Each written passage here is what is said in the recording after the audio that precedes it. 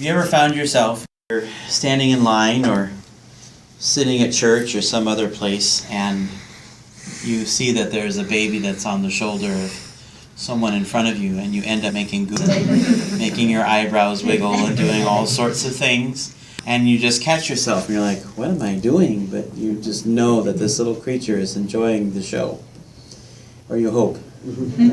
And it's interesting, we know that we all respond in these ways to these little creatures, these babies. And imagine how much more is that great connection between the mother and the child. That's why it's so completely shocking to us to learn of a child that has been abandoned or something, and we think, to what place has a woman been driven to where she has to make that separation? And it seems almost incomprehensible to us. So this reading today from Isaiah, as God says that I'll never forget my people. It may seem like it, but I don't. And we hear in the words of Jesus, his mission being sent from the Father to call people out of darkness. It's the root of the word church, actually. Even in the English word that we use, which comes from Teutonic origins, kirche, and same with ecclesia, the same idea, to be called out of darkness and into light. And that's what Jesus is doing. He's calling people from darkness into light, into this new life that has been given to him to give over to others.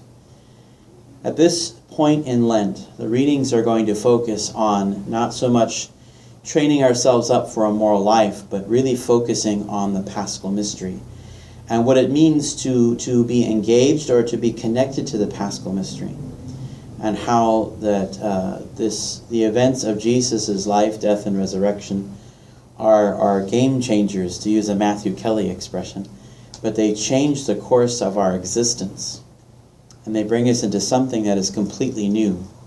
And today we celebrate Saint Cyril of Jerusalem, who is kind of somewhat of a patron saint of my department, of religious education, because he is well known for his writings, the Jerusalem Catecheses.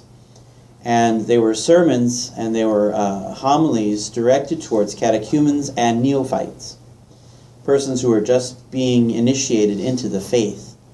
And so he focused on preparing themselves to live out what they are doing to receive this Paschal Mystery in which they are going to enter and live out.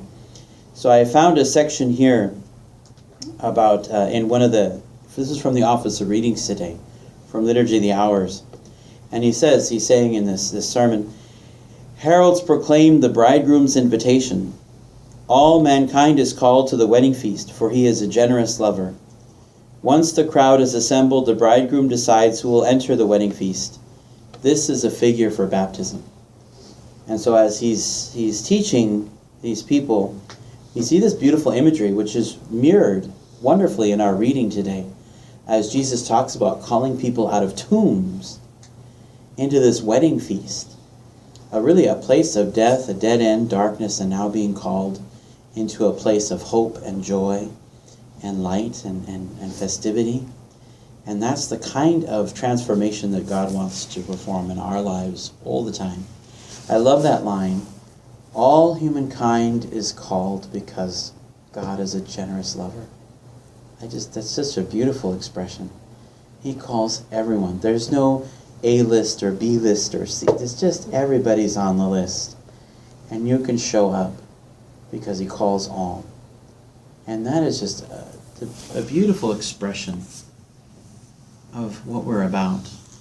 We're about being in relationship with this generous lover who is God, who calls us out of darkness into light, out of death into life. And as we go in our own way as disciples, to be able to share that same love and invitation to all people. What a gift and what a blessing.